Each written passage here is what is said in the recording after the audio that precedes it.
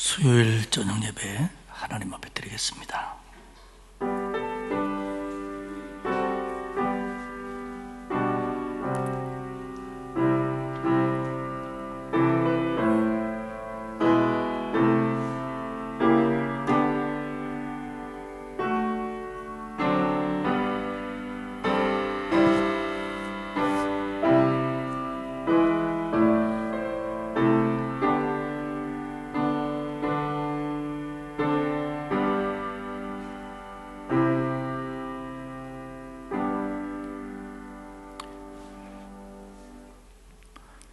우리의 선한 목자가 되셔서 한결같은 사랑으로 우리를 인도해 주시는 하나님의 은혜와 사랑 감사를 드립니다. 오늘도 주어진 하루를 주 안에서 살게 하시고 하루를 마무리하며 하나님께 예배하게 하시니 고맙습니다. 먼저 우리의 마음을 다스려 주셔서 하나님이 기뻐하시는 예배자들이 되게 하시고 하나님이 부어주시는 은혜와 위로와 새힘을 얻는 복된 시간이 되게 하옵소서. 감사드리며 예수님의 이름으로 기원하옵나이다. 아멘. 327장 찬송하겠습니다. 이 찬송 부르고 백경순 권사님 기도하시겠습니다.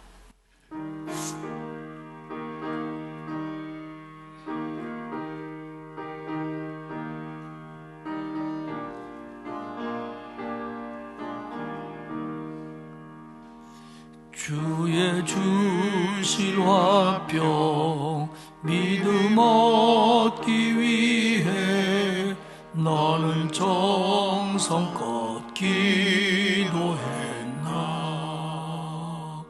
주의 제단 앞에 모두 바치기 전 복을 받을 줄 생각나. 주의 제단에 산제사 드린 후에 주 내 맘을 주장하니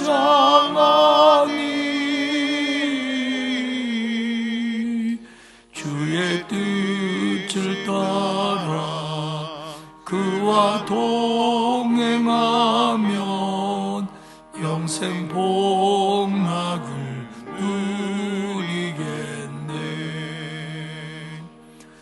주의 밝은 빛에 항상 활동하며 선한 사업을 힘쓰겠나.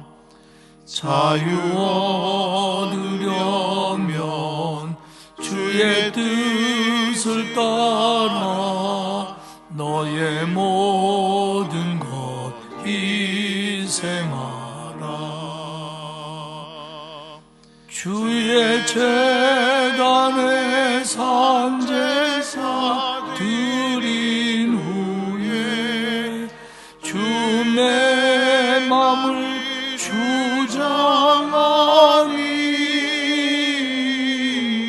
주장하니 주의 뜻을 따라 그와 동행하면 영생 복락을 누리겠네.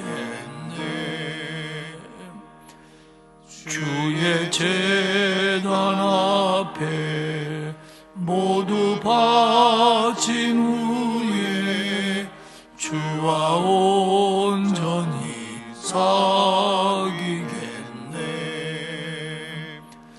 주님 주신 기쁨 또한 그의 사랑 어찌 말로 다 형용하랴.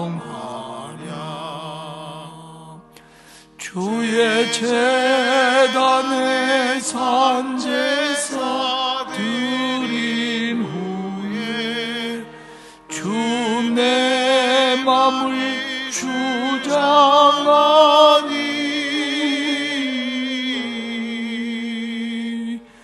주의 뜻을 따라 그와 동행하면 영생 복락을 누리겠네.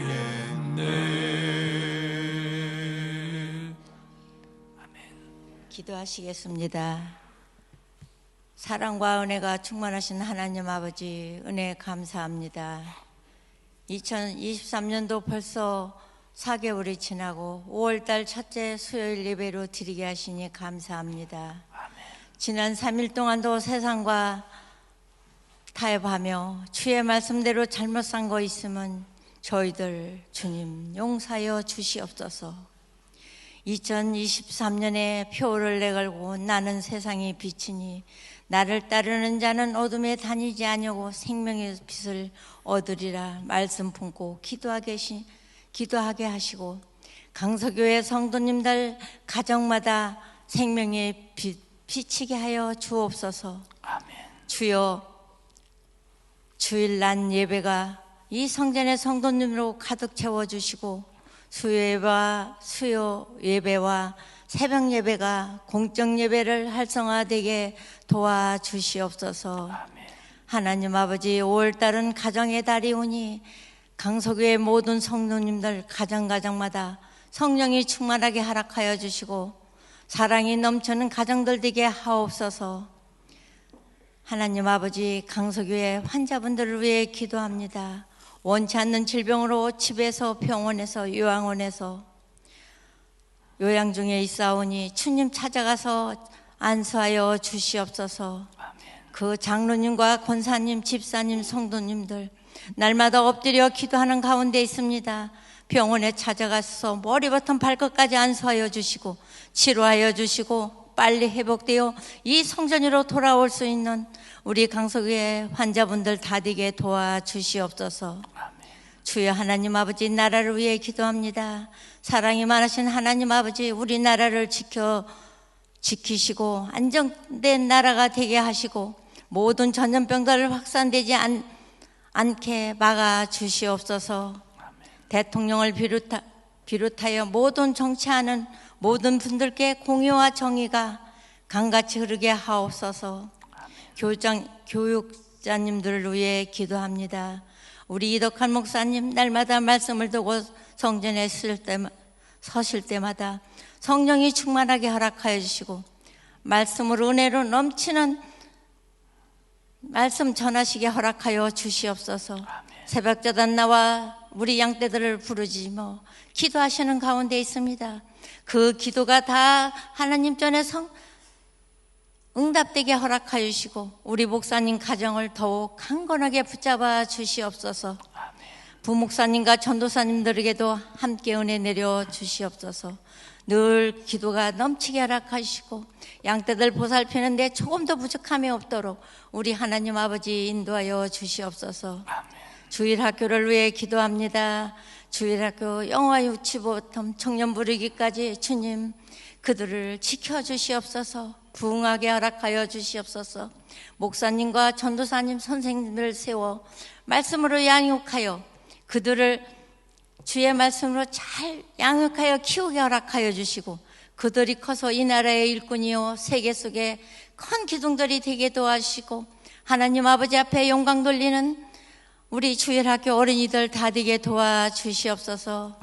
먼 나라 나가 말씀 전하시는 선교사님들 위해 기도합니다. 우리 선교사님들 너무나 환경이 연약하고 힘든 가운데도 말씀을 전하시오니 더욱 건강으로 붙잡아 주시고 하나님 아버지 그들을 붙잡아 주시옵소서. 말씀 전하실 때마다 한 영혼이라도 더 붙잡고 기도하실 때마다 그 영혼들이 돌아오게 허락하여 주시고 하나님 아버지 앞에 더 영광 돌리는 선교사님들 다 되게 도와주시옵소서. 주여 하나님 아버지, 이 한 시간 우리 이덕한 목사님 열왕기하 15장 1절에서 18절 말씀 이스라엘 왕들 말씀 강연하실 때에 성령이 충만하게 하시고 우리들은 주의 말씀에 아멘으로 화답하게 하소서. 누디와 찬양대를 축복하여 주시옵소서. 이 시간 주님께 찬양 올릴 때에 주님 영광 받아 주시옵소서. 사랑이 많으신 예수님 이름으로 기도드렸습니다. 아멘.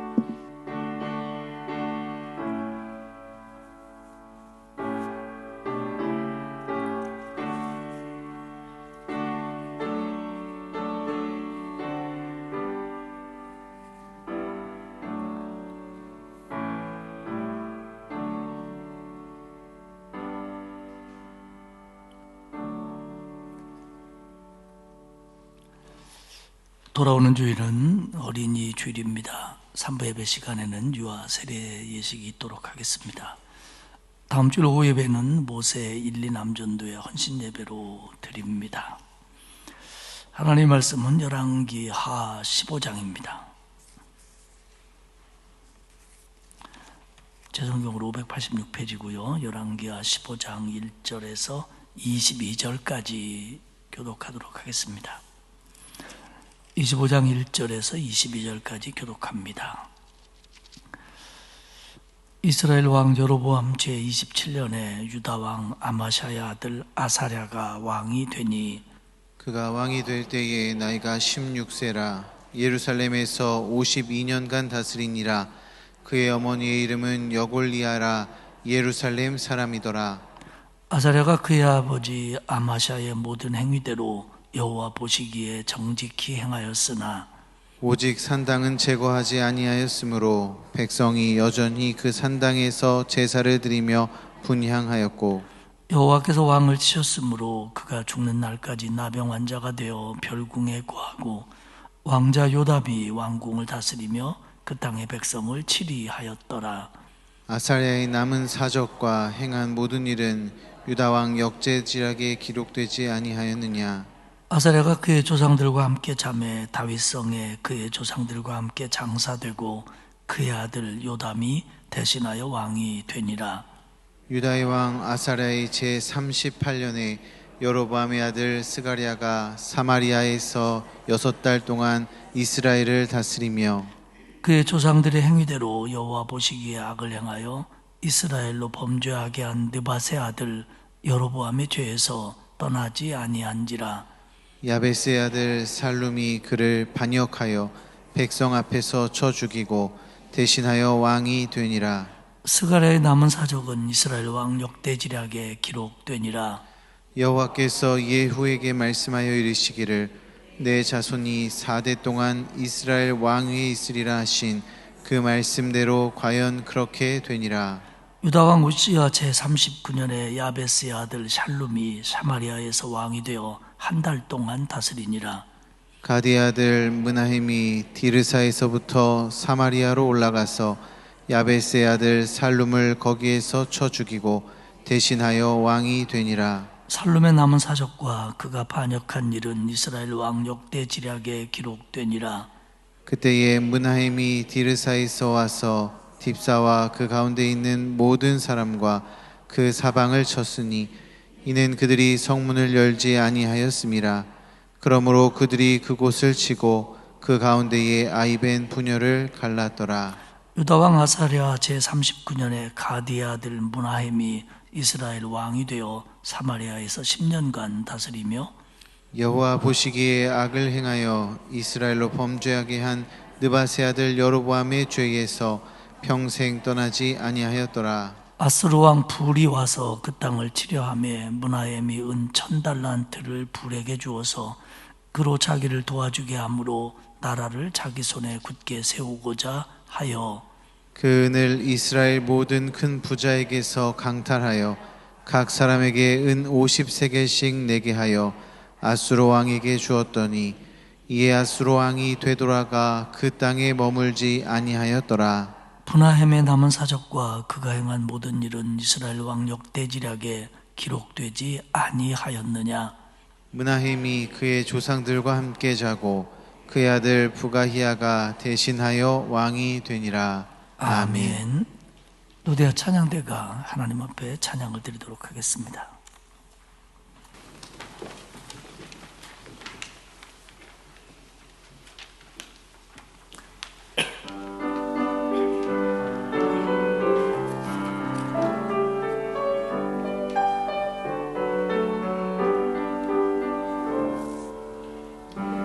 영혼의 눈이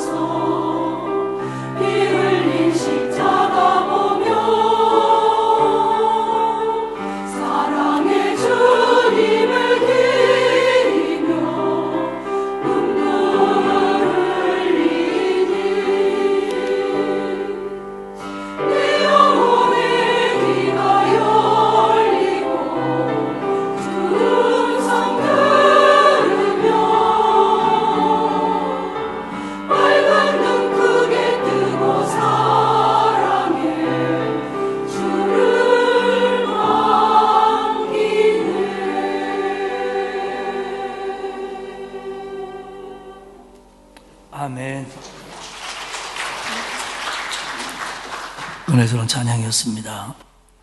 마스크를 벗고 찬양하시니까 노래도 은혜스럽고 보기도 좀 좋아요.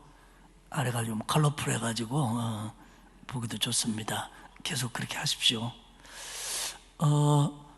오늘 우리 열왕기하 15장의 얘기는 이스라엘의 마지막 왕들에 관한 얘기들이 주로 차지합니다. 물론 맨 앞부분은 유다왕 아사랴, 우리가 우시야라고 알고 있는 아사랴의 얘기가 있고요. 그 다음에 대부분의 장은 스가랴, 샬룸, 모나헴, 부가히야, 베가 등 그 이스라엘의 마지막 왕들입니다. 이스라엘의 마지막 왕은 19대 왕인 호세아인데, 호세아는 이제 17장에 나오고 그 전 5명의 이스라엘의 마지막 왕들이 오늘 차지하고 있습니다. 그중에 보면 스가랴라고 하는 왕은, 우리가 알고 있는 선지자 스가랴가 아니고요, 스가랴라고 하는 왕은 6달 왕을 했고요. 그 뒤를 이은 살룸은 1달, 그 다음에 무나헴은 10년, 부가히야는 2년, 이렇게 등등 이런 식으로 왕자리를 지켜가는데, 거의 반역에 의해서 살해되고 살해함으로써 왕자리가 바뀌었고요. 무나헴의 아들 부가히야만 아버지를 이어서 왕이 됩니다. 그러니까 이스라엘이 아수르에게 망하기 직전에 그 6대, 아니 그 앞에도 마찬가지지만 거의 이 왕가가 몇 대를 못 가는 거예요. 그러니까 아합 때 몇 대 갔고요, 예후 때 4대 가고, 그 뒤로는 그저 뭐 얘기한 것처럼 6달 만에, 1달 만에, 또 2년 만에 쿠데타에 의해서 왕들이 계속 바뀌는 겁니다. 그러다가 이제 북왕국 이스라엘이 아수르에게 망하게 되는 겁니다. 그런 이런 그 이스라엘의 마지막 왕들에 관한 얘기들이 이제 열왕기하 15장에 이어져 갑니다. 맨 먼저 생각할 것은 유다 왕 아사랴입니다. 유다, 남왕국 유다입니다. 우리가 알고 있는 우시야죠. 북왕국 이스라엘 여로보암 2세 27년에 아마샤의 아들 아사랴가 유대에서 왕이 됩니다. 근데 이 아사랴는 아마도 그 52년 동안 남왕국 유다를 다스리는데, 처음에는 아버지하고 함께 다스렸고요, 그 다음에는 혼자 왕 노릇하고요, 나중에는 아들이 다스리고 아버지는 이름뿐인 왕이 돼요. 나병에 걸려서. 그래서 이렇게 합쳐서 52년이 왕을 노릇을 했고요. 아마도 그 아버지하고 같이 왕 노릇할 때 이름은 아사랴였을 것이고, 아버지가 죽고 나서 홀로 왕을 이끌어갈 때 그의 이름이 우시야였을 걸로 성서학자들은 봅니다. 아사랴라고 하는 이름은 여호와께서 도우셨다라는 뜻이고요, 우시야는 여호와는 나의 힘이다, 별로 비슷한 이름을 가지고 있습니다. 16살 때 왕이 되어서 52년 동안을 아버지와 함께 혼자, 그리고 아들과 이렇게 왕 노릇을 해요. 3절에 보면 아사랴가 그의 아버지 아마사의 모든 행위대로 여호와 보시기에 정직히 행하였으나, 우리는 이 문장을 상당히 유다 왕들을 소개하는 데서 들어봤습니다. 그러니까 유다 왕으로서 기본적인 신앙은 갖고 있었다는 겁니다. 또 다시 얘기하면 한때는 괜찮은 왕이었다, 이런 표현이라고도 볼 수 있어요. 그러니까 이 아마샤가 아버지처럼 여호와 보시기에 정직히 행하였으나, 나중에 보면 산당은 제거하지 않았고 이렇게 했다, 이런 얘기들이 이어집니다. 오늘 열왕기하는 우시야에 대해서 많은 얘기를 하고 있지 않습니다만은, 동일한 사건을 기록하고 있는 역대하 26장에 보면 이 아사랴, 그러니까 우시야는 그 남왕국 유다의 군사적인 부분을 굉장히 강화했던 왕입니다. 그래서 자기의 군대들을 재정비했고요, 새로운 무기도 만들었고요, 그리고 예루살렘이 적들로부터 무너지지 않기 위해서 예루살렘을 요새화하는 수비도 강화합니다. 그러니까 우시야는 나름 정치를 잘한 왕이에요. 그리고 나름대로 신앙생활을 했고요. 그러나 4절에 보면 산당은 제거하지 아니하였으니 백성들이 여전히 그 산당에서 제사 드리고 분향했다. 계속 말씀드리지만 산당은 바알 아세라 신앙의 잔재입니다.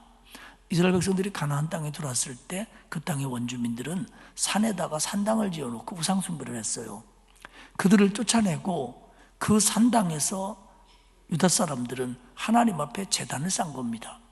물론 성전이 없을 때는 이해가 갔지만 이제 예루살렘에 성전이 세워졌는데 그때에도 예루살렘으로 오지 않고 가까운 산당에서 하나님께 예배했다는 거예요. 그러면 그들이 예배를 드리지 않은 게 아니고 거기서 하나님께 분향하고 거기서 하나님께 예배했다는 겁니다. 근데 이게 뭐가 문제냐면 지금처럼 이렇게 성경이 누구나 가지고 있는 것도 아니고 그리고 뭐 이렇게 전국이 뭐 하나의 네트워크나 이런 게 되어 있지 않기 때문에 성전 예배가 아닌 각 지역에서 산당에서 자기들 좋을 대로 예배를 드리다 보면 이 여호와 신앙에 대한 예배의 본질이나 방법이 왜곡될 수 있다는 거예요. 그러니까 하나님께 드린다고는 하지만 이 신앙이 바른 거냐라고 볼 때 문제가 생긴다는 거예요.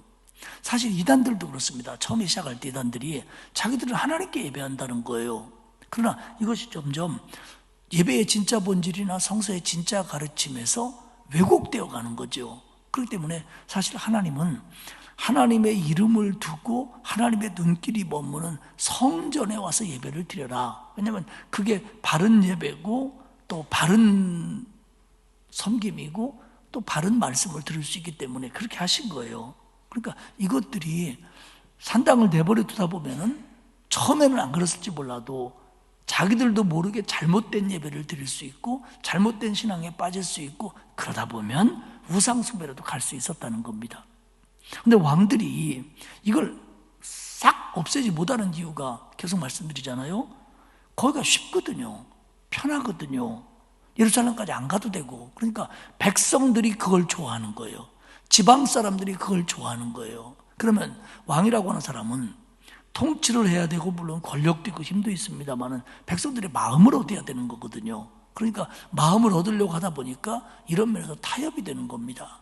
그래서 하나님 보시기에 정직히 행하였으나 신앙생활을 했으나 산당만큼은 어쩌지 못하는 왕이었다. 이렇게 표현합니다. 근데 이제 우시아에 대해서 열왕기하 15장 5절에 보면 이렇게 쓰여 있습니다.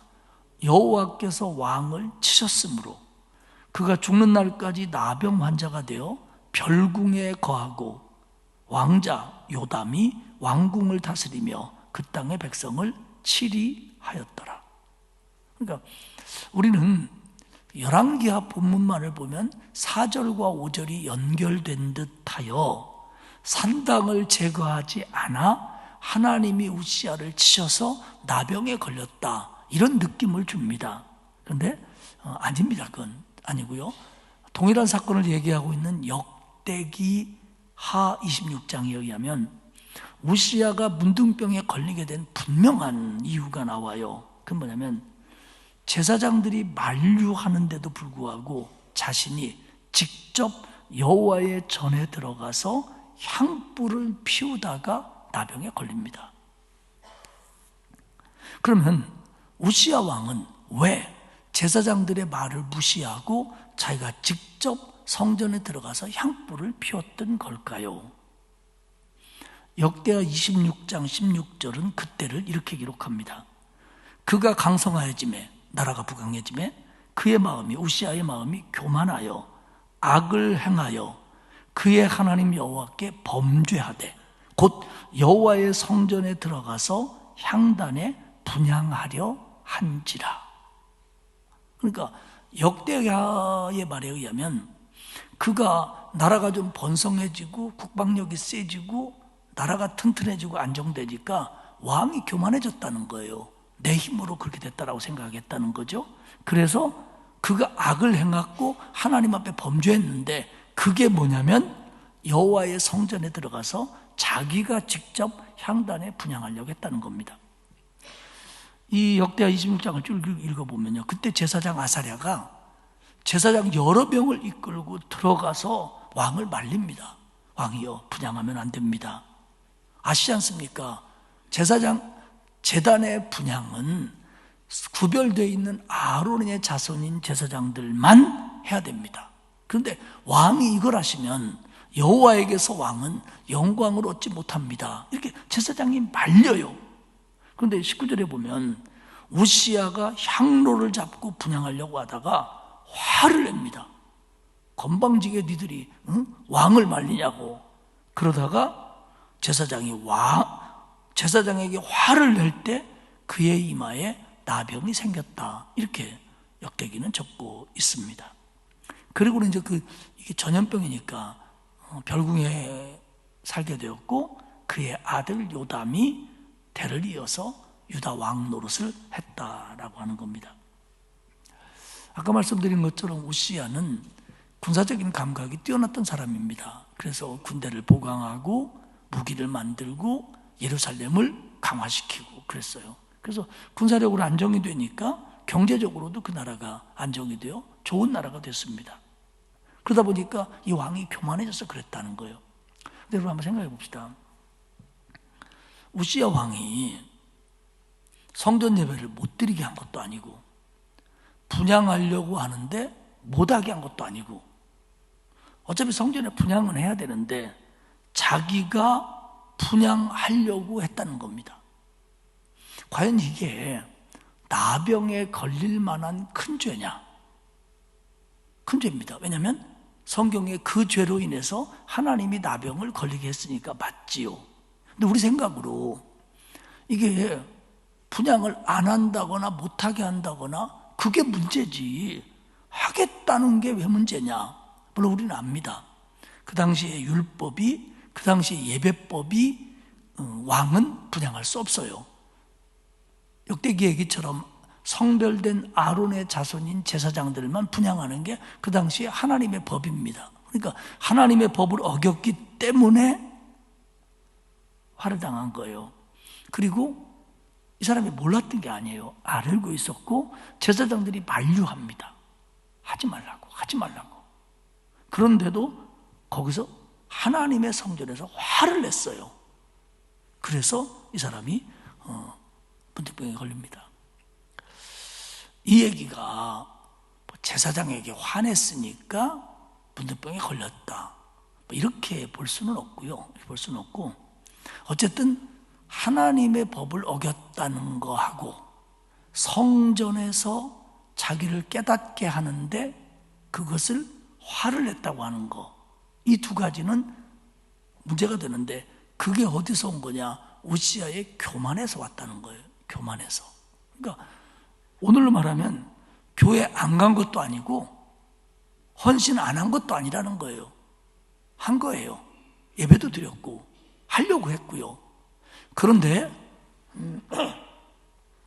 그런 일을 하면서 하나님의 방법을 무시한다거나 하나님의 방법을 알면서도 어긴다거나, 그리고 하나님의 전을 거룩하게 하지 못한 것에 대한 처벌을 우시야가 받았다라고 하는 겁니다. 물론 다양하게 우리가 접근할 수 있지만 분명한 것은 이런 것들을 우리가 간과해서는 안 된다는 겁니다. 물론 구약시대는 아닙니다, 지금은. 그리고 그런 법도 없습니다, 이제는. 그리고 루터가 주장하는 것처럼 만인 제사장주의입니다. 하지만 그러나 정말 하나님 앞에 영광을 돌린다는 이름하에 하나님의 영광을 가로막는다면, 분향한다는 명분하에 하나님이 기뻐하지 않는 모습이었잖아요. 근데 목사가 됐든 신자가 됐든 간에 하나님 앞에 영광을 돌린다는 이름으로 하나님의 영광을 얼마든지 가로막을 수 있다는 거예요. 헌신한다고 하면서 오히려 헌신이 안 되게 할 수도 있다는 거죠. 그런 것들이 몰라서 하면 알게 됐을 때 깨달으면 되는 거고, 그러나 교만해서 알면서도 그런다고 한다면 이건 하나님 앞에 오늘 표현대로 영광을 얻지 못하는 위치가 된다고 하는 겁니다. 그렇기 때문에 우리가 이런 부분에 있어서 신앙생활하면서 하면 할수록 조심해야 되고요, 알면 알수록 조심해야 되고요, 그리고 우리가 교회 안에서든 밖에서든 간에 뭔가가 이루었다고 생각할 때 오늘 우시아처럼 경제적으로 부강해지고 군사력으로 강화되고 또 백성들의 민심도 자격이 있는 것 같고 그럴 때 특히 더 조심해야 된다고 하는 것이 오늘 우시아의 왕 얘기에서 우리에게 말해주고 있습니다. 두 번째는 이제 이스라엘의 마지막 왕들에 대해서 이야기를 하는데요. 이제 지금 이 무대가 주전 750년에서 712년까지 오늘 얘기가, 그러니까 북왕국 이스라엘이 아수르에게 망하기 10년 전까지의 얘기들입니다. 이때 이제 막 그 중동에서 정치적으로 막 소용돌이가 일어나요. 그동안까지 강국이었다고 하는 시리아가 약화되고 아수르라고 하는 나라가 국력이 세져서 막 팽창하고 늘어날 때입니다. 그러니까 이렇게 다른 나라들이 힘이 세질 때는 이 나라도 유능한 지도자들이 있어야 되는데 북왕국의 왕들은 그런 리더십을 갖지 못한 사람들만 왕이 쪼르르 나타나고 있습니다. 첫 번째는 스가랴라고 하는 왕인데 열왕기 15장 8절에 보면 유다의 왕 아사랴 제38년에 여로보암의 아들, 여로보암 2세죠. 여로보암의 아들 스가랴가 사마리아에서 6달 동안 이스라엘을 다스리며, 이게 그 예후 왕조의 네 번째 왕이죠, 스가랴가. 그러면서 9절에 보면 그의 조상들의 행위대로 여호와 보시기에 악을 행하여 이스라엘로 범죄하게 한 느밧의 아들 여로보암의 죄에서 떠나지 아니한지라. 그러니까 6 동안 왕노릇하면서 이스라엘의 왕들의 범죄를 그대로 답습했다는 겁니다. 특별히 여로보암의 죄라고 불리우는 단과 베델에 지었던 금송아지를 섬기는 우상숭배, 이런 등등의 범죄를 그대로 이어받았다는 거예요. 그래가지고 스가랴 왕 때 야베스의 아들 살롬이 반역을 일으킵니다. 그리고는 스가랴를 죽이고 왕이 돼요. 그래서 예후 왕조가 끝납니다. 근데 여기서 야베스의 아들 살롬이라고 하는 말은 야베스의 출신 살롬이라는 뜻으로도 해석할 수 있고 그게 더 원문에 가깝다고 봐요. 그럼 무슨 얘기냐면 이게 길르앗 야베스 사람이라는 겁니다. 무슨 얘기냐면 요단강을 중심으로 동편 사람들이라는 거예요. 그러니까 이게 지금 북왕국도 그렇고 남왕국도 그렇고 요단강을 중심으로 서편 사람들이 주로 권력을 잡고 있었는데 남왕국 유다는 다윗 왕조라는 명분 때문에 이 왕조가 이어져 가는데 북왕국은 어차피 힘센 사람이 왕노릇하는데 우리 동편에 있는 지파라고 해서 왕노릇 못할 게 어딨냐. 그래서 길르앗 야베 출신의 살롬이 군사를 일으키고 힘을 가져서 이후의 4대 왕조인 스가랴를 죽이고 왕이 됐다는 겁니다. 사실 하나님께서는 그 스가랴의 아버지 여로보암 2세 때 하나님이 북왕국을 축복해 줘요. 그게 이제 주전 한 750년쯤 되거든요. 그래서 그때 정치가 안정이 되고 경제적으로 부흥이 되고 시리아가 힘이 약해지고 이런 기회를 주셨는데 그러면 그때 북왕국이 하나님께 돌아왔어야 돼요. 근데 이 여로보암 2세가 교만해가지고 지가 잘해서 그런 줄 알고 범죄의 길로 계속 가다가 결국 자기 아들 때에서 예후 왕조가 이렇게 쿠데타에 의해서 끝나버리는 겁니다. 그래가지고 스가랴는 왕이 된 지 6개월 만에 죽었고요. 살룸이 왕이 됐는데 이 살룸은 더해요. 이 반역을 일으킨 길르앗 야베스 사람이거든요. 근데 이 사람은 무려 왕노릇을 1달 동안이나 했어요. 1달 동안이나. 우리 안내위원도 1달을 하는데. 그러니 1달 동안 뭐 했겠어요, 왕으로서. 그리고요, 말은 입으로 몇 번 나오는데 정말로 이 사람에 대해서 표현하는 건요, 성경 보면 그냥 1절? 2절? 그 정도예요. 살해해서 왕이 됐다? 그리고 바로 살해당했다. 이렇게 나옵니다. 14절에 보면 바로 살해당한 날 이야기가 나와요. 가디의 아들 무나엠이 디르사로부터 사마리아로 올라가서 살롬을 죽이고 왕이 되었다 이렇게 표현합니다. 근데 아까 보면 살롬은 요단 동편에 있는 길르앗 야벳 사람입니다. 근데 이 가디의 아들 므나헴은 디르사 사람이라는 거예요. 그러니까 이 사람들이 지금 막 이렇게 군대 장관이었다가 대신이었다가 국무총리였다가 쿠데타를 일으키는 게 아니에요. 저 변방에 살던 어떤 사람이 힘을 모아가지고 사병을 일으켜가지고 힘 가지고 밀어붙이는 거예요. 그럼 이게 디르사라는 데가 어디냐면요, 북왕국 이스라엘의 수도였던 곳입니다. 솔로몬이 죽고 나서 여로보암이 북왕국 10지파를 이끌고 나라를 세웠을 때 첫 번째 수도가 세겜이었습니다. 세겜. 그리고는 그 다음에 그 오므리 왕조, 시브리 왕조가 도읍을 삼은 곳이 바로 이 디르사입니다. 디르사. 그리고는 이제 사마리아로 수도가 바뀌는 거죠. 현재는 수도가 사마리아죠. 그러니까 옛날 왕도였던 디르사 사람들이라는 거예요. 왜냐? 이들도 그때 한때는 자기네 동네가 서울이었고 왕도였고 권세계나 가지고 있었던 사람들이에요. 근데 이게 강단 용어는 아닙니다만 이제는 개나 거리나 힘만 세면 왕 노릇하는 거예요. 싸워서 이긴 사람이 왕이에요. 그러니까 디르사 사람들이 우리라고 못할 게 어딨냐, 옛날에 우리 동네도 수도였는데 이래가지고 므나헴을 중심으로 쳐들어와가지고 왕된 지 한 달 된 살룸을 죽인 거예요. 그리고 자기가 왕이 됩니다. 근데 이게 이제 왕권의 정통성이 없잖아요. 그러면 왕이 되면 모든 지역을 다스려야 되는데 각 성마다 성이 있고 성읍이 있고 그러니까 협조를 안 하는 겁니다. 그래가지고요, 딥사라고 하는 성으로 들어가요. 새로운 왕이 됐다 그러니까 네가 무슨 왕이냐? 그러면 성문을 안 열어줘요. 그러니까 막 거기를 쳐부셔가지고요, 아이벤 부녀들의 배를 갈랐다는 거예요. 왜? 앞으로 지금부터 새로 된 왕한테 말 안 들으면 니네 이런 꼴 당한다. 그러면 소문에 소문이 돌아가지고 다른 성들은 문을 열어주고 이 왕을 맞이할 수밖에 없다는 거예요. 왜? 힘이 있으니까. 이게 북왕국 이스라엘의 모습이에요. 지금 므나헴이라고 하는 이 사람 왕이 돼서 10년간을 다스립니다. 근데 그를 평가하기를 뭐라고 평가하냐면 여로보암의 죄에서 평생 떠나지 않았다. 그러니까 그의 죄성이 평생 같다는 거예요. 사람이요, 변합니다. 막 젊었을 때 막 나쁜 짓 하고 막 이런 사람들도 늙으면 이제 변하기도 하고요.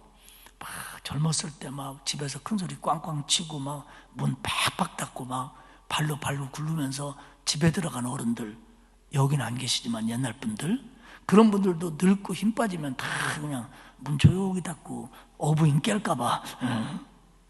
근데 이 므나헴은 이 여로보암의 죄를 평생 동안 안 버렸다는 거예요. 이게 고발하는 겁니다. 그렇게 나쁜 왕이었다. 19절 20절에 보면요, 므나헴이 왕이었을 때 아수르가 쳐들어옵니다. 아수르가 이제 막 힘이 세지는 거예요. 그래서 아수르 왕이 쳐들어오니까 싸우면 지겠거든요. 그래가지고 부자들한테 강제로 뺏어가지고 은 1000달란트를 만들어서 아수르 왕에게 조국을 드립니다. 그랬더니 아수르가 북왕국 이스라엘과 싸우지 않고 물러갔다는 거예요. 근데 이게 영구적인 해결책이냐? 그게 아니죠. 왕 바뀌면 또 와요. 그리고 이제 여기서 므나헴이 죽고 그의 아들 부가히야라고 하는 사람이 왕이 됩니다. 그러니까 거의 다 막 죽이고 죽고 하는데 이 부가히야만 그래도 아버지의 뒤를 이어서 왕이 됐는데 2년 동안 왕 노릇해요. 그러니까 이 북왕국 마지막에 왕들을 소개하면서 뭐라고 하냐면요, 누가 왕이 되어 몇 년간 다스렸다. 그 다음에 나오는 게 뭐냐면 느밧의 아들 여로보암의 죄를 지었다, 이렇게 표현합니다. 한결같아요. 그러니까 한 2년간 왕 노릇하다가 이번에는 그의 장관 르말라의 아들 베가가 반역합니다. 베가가. 근데 이 베가도 길르앗 사람 50명을 끌고 와서 반란을 일으켰다는 거예요.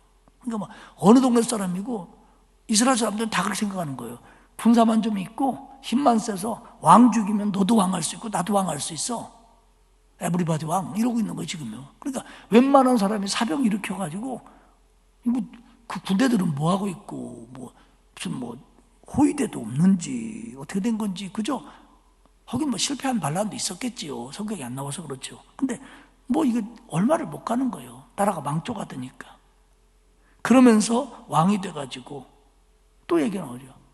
그는 여로보암의 죄에서 떠나지 않았다. 이게 반복이에요. 그러니까 앞에 왕들이 그런 짓 하다가 결국 반란에 의하거나 어떤 일에 의해서 제거당하는 것을 보면서도 자기가 왕이 돼가지고는 그 길을 그대로 답습하는 거예요. 그러니까 결과는 똑같이 그도 반역을 당하는 겁니다. 그리고 이제 베가라는 사람이 왕이 되어서 20년간을 다스려요. 이 사람이 누구냐? 이스라엘의 마지막 왕 호세아의 앞사람이고 호세아에 의해서 죽임을 당하는 사람이에요. 근데 이때 열왕기하 15장 29절에 보면 아스루 왕 디글랏 빌레셀이 와서 이온, 아발벳 마가, 야노와 게데스, 하솔, 길르앗과 갈릴리와 납달리 온 땅을 점령했다. 이제 북왕국이 망하기 시작하는 거예요. 아수르의 왕이 와서 주로 북쪽에 있는 데입니다. 왜냐하면 아수르가 위에서 내려오니까 북쪽에 있는 나라들을, 북쪽에 있는 지역들을 하나 둘씩 점령하기 시작했다는 거예요. 그리고 많은 사람들을 포로로 끌고 가기 시작하는 겁니다. 이제 북왕국이 아수르에 의해서 망하기 시작을 하는 거예요. 이 베가 왕이 외교 같은 걸 잘해야 되는데 망해가는 수리아하고 동맹을 맺은 거예요. 수리아하고 동맹에 옛날에 셌던 나라니까. 그러니까 아수르는 그러지 않아도 수리아하고 대립하고 있는데 북왕국 이스라엘이 수리아 편을 든다. 그러니까 자기도 눈에 가시지요. 그러니까 북왕국을 쳐들어와 가지고 결국 갈릴리 땅과 납달리 땅의 웬만한 도시들을 다 점령하고 거기에 있는 많은 사람들을 사로잡아서 아수르로 옮겨갔다는 겁니다.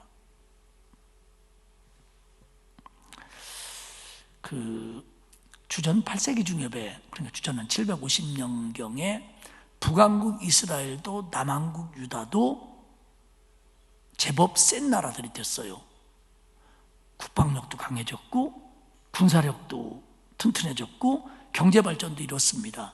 이게 8세기 중엽에, 주전 8세기 중엽에, 그러니까 BC 750년경에 북왕국도 남왕국도 이렇게 제법 센 나라들이 됐어요. 그러면 이걸 잘 유지했으면 좋은데 북왕국 이스라엘은 여기서 30년이 내에 완전히 몰락해버립니다.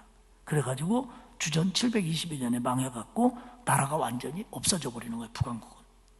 남왕국은 그때부터 내리막길을 겼다가 결국 큰 나라의 속국이 되어버립니다. 그래서 포로도 다 잡혀가고.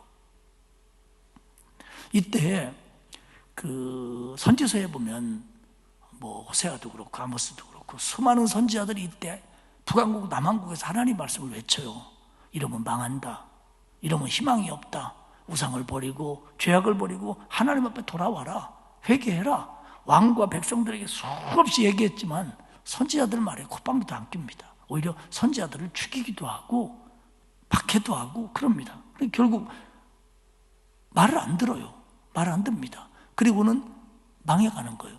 어떤 왕들은 자기들이 힘이 세고 잘 됐다고 교만해서 안 들었고요. 어떤 왕들은 망해가는 걸 불보듯이 보면서도 돌아서지 않는 거예요. 백성들도 마찬가지고요. 그러면서 헛된 자존심만 가지고 성전이 여기 있는데 우리가 왜 망해? 남왕국도 마찬가지고요. 북왕국도 마찬가지예요. 우리가 아브라함의 자손인데 우리가 왜 망해? 이렇게 생각하는 거예요. 근데 그런 게 어디 있습니까? 하나님이 그렇게 기회를 주는데도 안 돌아오니까 결국 그들은 망하는 거예요. 그리고 그들의 성공이라는 게, 그 나라가 유지된다는 게 결국 하나님이 주신 은혜인데, 이게 얼마나 이게 모순이냐면요, 하나님이 주신 은혜인데 그 은혜를 모르고 그것 때문에 하나님 앞에 교만해지는 거예요. 하나님이 주신 건강인데, 하나님이 주신 물질인데, 하나님이 주시는 지혜인데, 하나님이 주신 자리인데, 하나님이 주시는 힘인데 그거 있다고 하나님 앞에 반역하는 거예요. 이게 얼마나 모순입니까? 이게 얼마나 모순입니까? 어렸을 적에 모르겠어요. 제가 초등학교, 중학교 이럴 때는 뭐 용돈이라는 게 없었습니다. 그러니까 이렇게 뭐 매달 1,000원을 준다든지 500원을 준다든지 이런 용돈 제도가 없잖아요. 그러니까 가끔 이제 안 사고 샀다 그러고 삥친다거나, 예. 저는 안 그랬는데 제 친구들이 다 그랬어요. 예. 저는 뭐 전혀. 그리고 또 하나가 이제 대목이 언제냐면 명절날입니다. 세뱃돈을 받거나 추석날, 근데 세뱃돈 받는 날이 명절이 아주 대목이죠. 그러면 세뱃돈 받으면 돈이 조금 그 당시 우리 수준에서는 막 거부가 된 것처럼 막 들어오잖아요. 그러면 이제 우리 어머니가 이제 머리 쓰죠. 맡겨라. 꼭 필요할 때 주마. 제가 한두 번 속은 게 아니거든요. 절대로 안 내놓습니다. 그리고 결국에 언젠가는 뺏길 거니까 빨리 쓰자. 그래가지고 뭐 딱지도 사고 뭐 구슬도 사고 뭐 막 씁니다. 그러면 이제 혼나죠. 너 돈을 그렇게 막 그런 걸 쓸데도 없는 거 사고, 너 지난번에 이거 샀다가 다 버리고 안 쓰고 또 샀냐? 그럼 그때 내가 뭐라 그러냐면 이렇게 했어요. 내 돈 가지고 샀는데. 아니, 내 돈 가지고 샀는데 왜 그러냐는 거예요. 근데 이 내 돈이라는 게, 그게 아버지가 준 돈이고 할아버지가 준 돈이고 사실은 아버지하고 어머니하고 관계된 친척들이 준 거지 내가 무슨 노가다에서 버는 것도 아닌데. 그러니까 결국 그분들 때문에 생긴 돈인데 내 돈이라고 생각해서 그 돈으로 그분들을 속상하게 하는 짓들을 부여해서 저를 제외한 제 친구들이 많이 했어요. 사랑하는 여러분, 하나님이 주신 건데, 하나님 때문에 유지되는 건데, 하나님의 은혜로 생긴 건데 자꾸 내 거라는 거예요. 이 북왕국 이스라엘 왕들 보면 내가 국가를 이만큼 키웠다, 내가 국방력을 이만큼 튼튼하게 만들었다, 내가 예루살렘을 이만큼 요새화했다. 그러니 어디 나한테 이렇게 되는 거예요. 그러니까 결국 그들이 하나님 앞에 범죄하게 되고 하나님 보시기에 죽을 때까지 죄를 짓고 돌아오지 않고 선지자를 통해서 여러 가지 역사적인 일들을 통해서 깨달음을 주지만 안 돌아오는 거예요. 왜? 그 교만 때문에. 내 거 갖고 내가 썼는데 뭐. 그리고 그 설날 부모님에게 혼났다고 해서 다음 설날 안 쓰냐? 또 씁니다. 부모님 볼 때는 전혀 돈 주고 사서는 안 될 것들을 사는 거예요. 무슨 뭐 딱지, 뭐 구슬, 뭐 이런 거. 그때는 우리는 굉장히 좋은 거지만 어머니는 알거든요. 이거 몇 조금 못 가서 다 버릴 거라는 거. 사랑하는 여러분, 왕이 되니까 배는 게 없는 거예요. 더군다나 자기가 힘으로 자기 동지들을 데리고 와가지고 쿠데타를 일으켜 왕이 됐어요.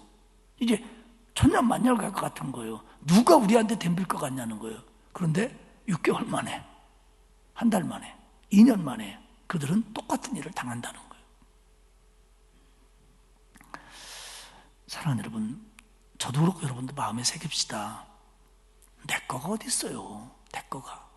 우리는 다 하나님이 주신 거죠. 하나님이 나한테 맡긴 거죠.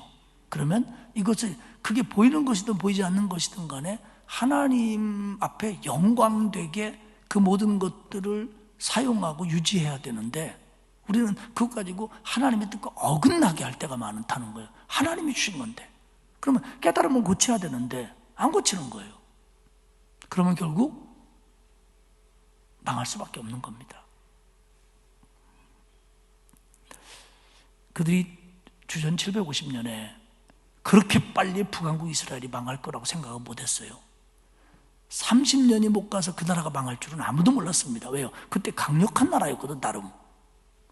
시리아가 힘이 약해졌고. 그러나 30년을 채 못 가고 북왕국이 망해버리는 겁니다. 결국 우리의 인생이라는 것도 우리 뜻대로 되는 것도 아니고 우리가 생각한 것처럼 긴 것도 아니고요. 그렇기 때문에 하루하루를 살아가면서 정말 하나님이 내게 준 모든 것들, 생명도 마찬가지잖아요. 시간도 마찬가지고 정말 하나님이 기뻐하시는 대로 쓰고 하나님 앞에 영광 돌리는 일에 먼저 선용을 할 때 하나님이 기뻐하시고 더 큰 은혜와 축복을 주신다는 거, 오늘 이스라엘의 마지막 왕들의 시행착오를 보면서 저와 여러분이 마음에 새기시기를 주님의 이름으로 축복합니다. 기도하겠습니다.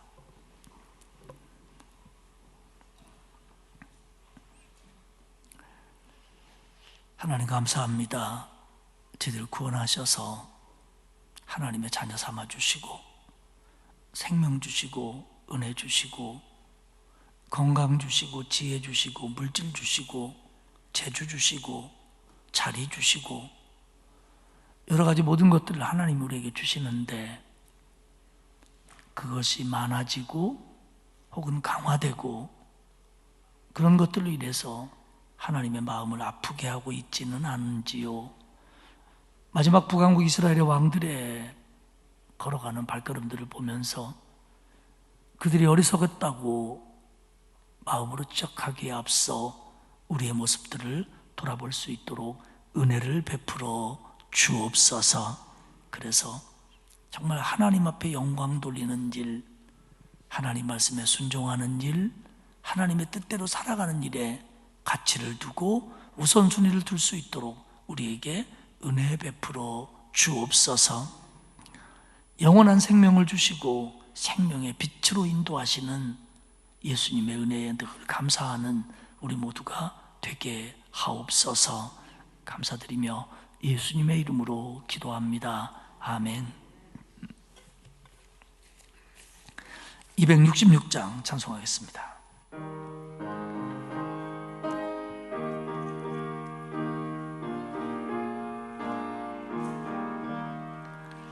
주의 피로 이룬 샘물 참 깊고 넓도다. 구원하는 크신 능력 다 찬송할지라. 찬송하세 주의 보혈 그 샘에 지금 나아가 죄에 깊이 빠진 이 몸 그 피로 씻어 맑히네. 죄악 세상 이김으로 거룩한 길 가는 나의 마음 성전 삼고 주께서 계시네. 찬송하세 주의 보혈 그 샘에 지금 나아가 죄에 깊이 빠진 이 몸 그 피로 씻어 맑히네. 주 예수를 깊이 아는 놀라운 그 은혜 하늘나라 즐거움이 매일 새롭도다. 찬송하세 주의 보혈 그 샘에 지금 나아가 죄에 깊이 빠진 이 몸 그 피로 씻어 맑히네. 기도하겠습니다. 하나님 고맙습니다. 오늘 하루도 지켜주시고 하루의 마무리를 하나님 앞에 예배드리며 마감하게 하시니 고맙습니다. 오늘 우리가 드린 예배를 받아주신 줄 믿으며 우리에게 주신 은혜, 또 우리에게 주신 말씀들을 마음에 새길 수 있도록 도와주옵소서. 5월 가정의 달이 시작됐는데 가정마다 평강 주시고 은혜 주시고, 하나님 특별히 5월에 가족들이 다시 한번 교회로 돌아오는 놀라운 역사들이 나타나도록 가정마다 영적으로 축복해 주옵소서. 어린아이들로부터 노년에 이르기까지 가족들이 건강하며 서로 사랑하며 화평하도록 이 가정의 달을 축복하여 주옵소서. 오늘 이 밤에 하나님 앞에 감사의 힘을 드린 손길들이 있습니다. 하나님 받으시고 그 감사를 받으시며 응답하시고 복을 내려 주옵소서. 남은 한 주간 살아갈 동안 지켜주시고 코로나와 질병과 사고와 위험으로부터 우리를 보호해 주옵소서. 이 시간에도 병석에 누워있는 성도들 치유해 주시고 바쁘게 움직이는 성도들 하나님 평안함으로 붙들어 주옵소서. 감사드리며 예수님의 이름으로 기도합니다. 아멘. 하늘에 계신 우리 아버지, 아버지의 이름을 거룩하게 하시며 아버지의 나라가 오게 하시며 아버지의 뜻이 하늘에서와 같이 땅에서도 이루어지게 하소서. 오늘 우리에게 일용할 양식을 주시고 우리가 우리에게 잘못한 사람을 용서하여 준 것 같이 우리 죄를 용서하여 주시고 우리를 시험에 빠지지 않게 하시고 악에서 구하소서. 나라와 권능과 영광이 영원히 아버지의 것입니다. 아멘.